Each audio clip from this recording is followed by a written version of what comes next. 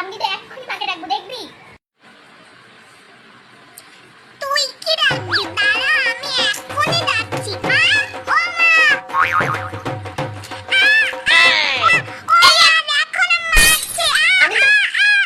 কি হলো কি হলো?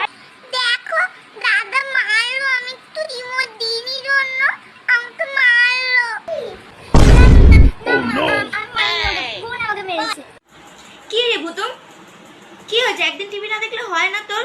দিচ্ছিস না কেন রিমোটটা? তার উপর তুই আবার বোনের গায়ে হাত তুলছিস, তুই মারছিস। দাঁড়া দাঁড়া, লাঠিটা কই আমার? লাঠিটা কেমন লাগে?